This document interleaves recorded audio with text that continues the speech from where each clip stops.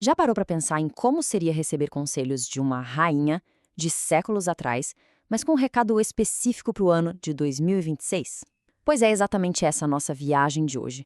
A gente vai mergulhar nessa sabedoria antiga e tentar entender o que ela tem a nos dizer sobre um futuro que, bem, já está batendo na porta. E olha só, a origem desses conselhos já diz tudo. Isso aqui não é um decreto, uma lei, mas sim uma conversa íntima, sabe? De uma rainha-mãe para o seu filho, o rei Lemuel. Pensa bem, é a sabedoria de uma vida inteira passada de mãe para filho, um filho que carregava o peso de um reino nas costas. Então, esse guia prático se divide em 5 conselhos principais. A gente vai passar por cada um deles para ter a visão completa do que essa rainha-mãe considerava essencial para a liderança e para a vida. E o interessante é como tudo começa. Não é como a lista do que fazer, mas sim do que não fazer. A rainha-mãe já começa apontando 2 perigos bem pessoais que, segundo ela, podiam derrubar até os líderes mais poderosos. O primeiro aviso é direto e reto sobre o poder das relações pessoais. A mensagem é clara: a nossa energia é finita e é preciso escolher bem com quem a gente a divide, porque as companhias erradas podem custar não só o coração, mas o reino inteiro. É um lembrete de que a vida pessoal de um líder nunca está 100% separada da sua vida pública, né? O segundo aviso é sobre o excesso de bebida. E o motivo aqui é fascinante. Não é uma questão de moral pura e simplesmente. É sobre clareza mental. A grande preocupação era que um líder intoxicado pudesse esquecer as leis e, o mais importante, esquecer o seu dever de proteger quem é mais vulnerável. Então, resumindo a ópera, os 2 primeiros avisos são sobre disciplina. Disciplina pessoal como a base para uma boa liderança. De um lado, um alerta para não perder a força e do outro, um alerta para não perder o foco. Juntos, eles formam o alicerce do autocontrole, algo que é essencial para qualquer pessoa em uma posição de poder. Bem, depois desses avisos, o tom do conselho muda completamente. O foco sai do o que não fazer e vai direto para a missão do rei. Para os seus deveres públicos e sua responsabilidade com o povo.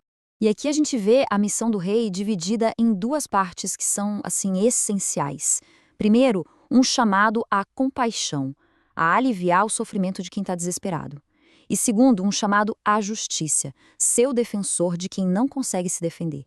Nossa, esse trecho aqui captura a essência do papel de um protetor. A liderança, nesse ponto de vista, não é sobre governar lá de cima, mas sobre descer e intervir a favor de quem está embaixo. O texto é um comando bem claro. Use o seu poder para ser a voz daqueles que foram silenciados. E agora, a gente chega no 5º e último conselho. E olha, esse é o mais detalhado de todos. Aqui, a rainha-mãe basicamente pinta um retrato completo da parceira ideal. Não só uma esposa, mas uma verdadeira aliada para um líder. O texto já começa de cara destacando o valor imenso e a raridade dessa pessoa.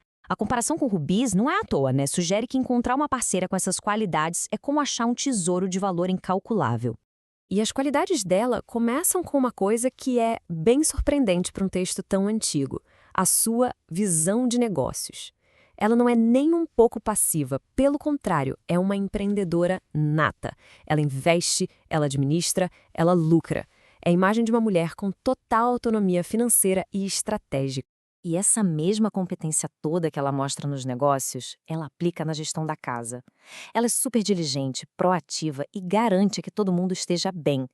Aquela frase, não come o pão da preguiça, é basicamente o resumo perfeito da ética de trabalho incansável dela. Por fim, o texto revela que sustenta tudo isso: o caráter dela. A força dela é interna, sabe? Ela consegue juntar a sabedoria com gentileza e a compaixão dela vai além da família, alcança os mais necessitados. O valor dela, segundo o texto, vem de uma base moral sólida, não de aparências. E qual o resultado? Ela eleva não só a si mesma, mas a reputação de todo mundo ao seu redor. E é aqui, pessoal, que a coisa toda fica ainda mais intrigante.